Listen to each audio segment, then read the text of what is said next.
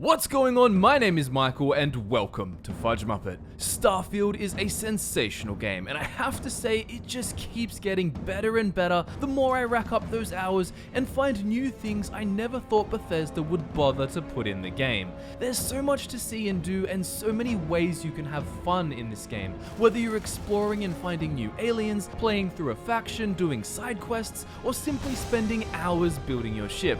Today we're jumping into Starfield again with 7 more things I wish I knew before playing quite a lot of hours, not just before I picked up the game. I've personally played over 200 hours myself, but these are things I would have loved to have known much earlier on.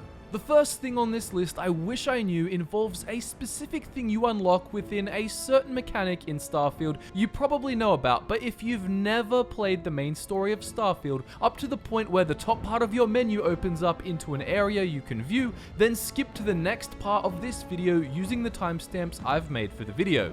Everyone kind of knows what this area of the menu is, but I'd still consider it early to mid-game spoilers, so here's a warning. 3, 2, 1, here we go. So as you may know, Starfield's main story will see you unlock unique powers that you can use. Believe it or not, I actually forgot to use these powers in combat for a ton of my first playthrough, as I was just so engrossed in my general playstyle and skill choices. I'd go unlock them and use them occasionally, but not very consistently. One power you'll unlock that I wish I knew to use more often is called Personal Atmosphere, because it fully refreshes your O2, which is basically your stamina, and gives you a period of unlimited O2 use, meaning that you can just have infinite sprint while using it to traverse planets faster and do huge loot hauls without becoming so weighed down, suffering the negatives of being over encumbered that getting back to your ship simply isn't possible, though you still can't use it and then just fast travel back to your ship.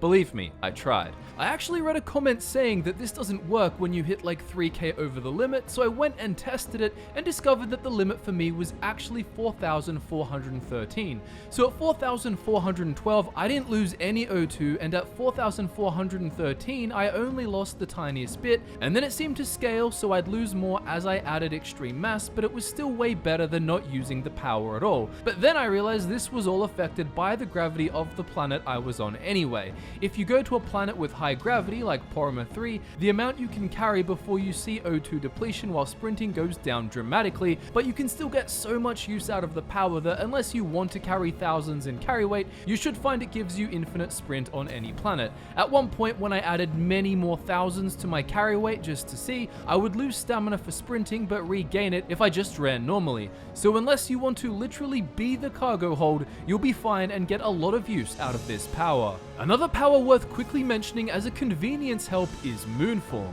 In general, it pretty much makes you invulnerable, but I find it's useful for recharging your health in between battles if no other options are available, or even better, you just don't want to waste a med pack or other aid item. The second thing I wish I knew is that PC players can get a secret advantage when it comes to their boost pack. Here at Fudge Muppet, we actually play on PC, but for comfort's sake, we prefer to use a controller to sink in long hours and sit back in a more relaxed way. So if you go to the save menu section and go into settings, you can go to bindings, and then if you're on PC you can put in an alternative key for the jump key. When I start touching my Xbox controller, you'll notice the option for the alt key disappears. Anyways, set the alt key to a different button. I'll just use mouse 3 for this example, and then as I'm running around, you'll notice that the boost pack pushes me further forward, back, and side to side. I tried using it with the power boost pack, but I didn't notice as much of a huge change, especially compared to the skip capacity and balanced boost packs, which are clearly better at propelling you forward instead of straight up.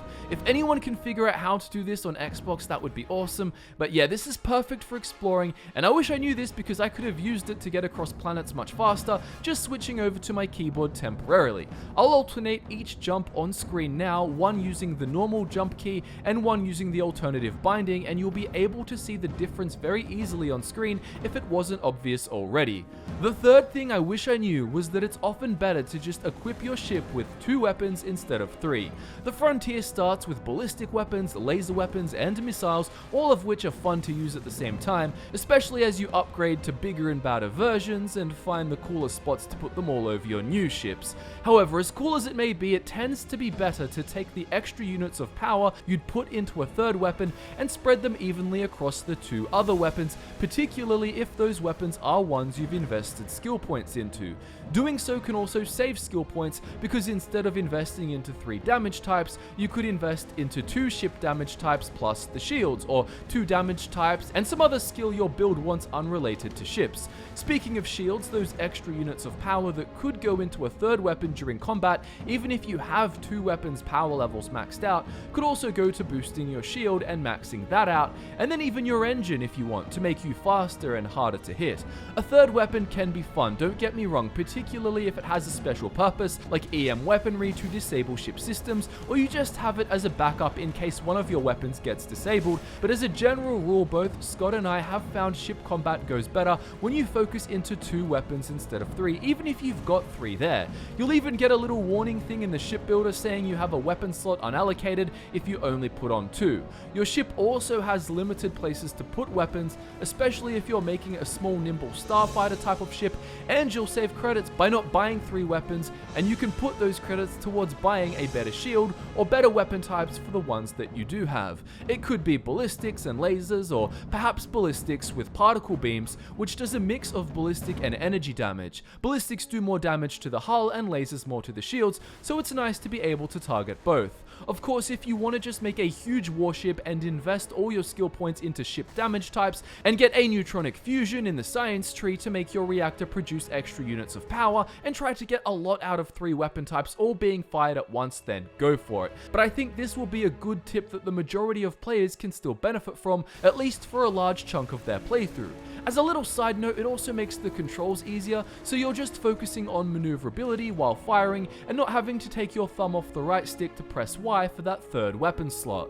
The fourth thing I wish I knew is that stolen items can effectively be washed, and in more than one way. The first way is that you can actually take them to a vendor who buys stolen items, and then once you've sold them to them, head down to the buyback section before you exit the trading menu and buy it back for the same price you sold it for. Trade authority vendors are great for this as they do buy stolen goods. However, if you want places to sell or wash stolen goods and sell contraband without any scanners detecting you, then you can use any of the Crimson Fleet vendors, the bartender at the Red Mile on Poroma 3 within the Poroma system, and the trade authority vendor in the Den within the Wolf system, which isn't very far from Alpha Centauri at all. Cleaning stolen goods and making them normal would feel a bit more lore-friendly and less exploity if there was some 10% markup when doing so to represent the vendor getting some sort of benefit out of it. However, if you want another way to rid your items of their stolen status, if they're actually gear, you can modify them. This feels somewhat more lore-friendly because you can get a stolen gun and then modify it,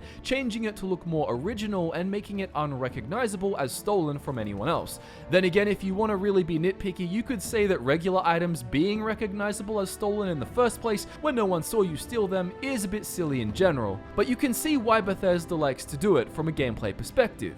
The fifth thing I wish I knew was how to easily get EM weapons and exactly how they work. So electromagnetic weapons deal a specific damage type that knocks enemies out instead of actually killing them. It's the perfect weaponry for any kind of pacifist build, and it's particularly effective against robots. One of the easiest EM weapons to get is the Nova Blast Disruptor because it's sold in a specialty shop in the Ryujin lobby on Neon. It uses heavy fuse ammo, so don't forget to buy some here. However, when I went to this shop at a really low level, the vendor would only sell me particle beam pistols and none of these EM rifles, so I had to steal it off the wall and then wash it at the trade authority using the technique we just talked about. This is the EM weapon that most players will get, and you can buy a scoped version if you're looking for some long range precision.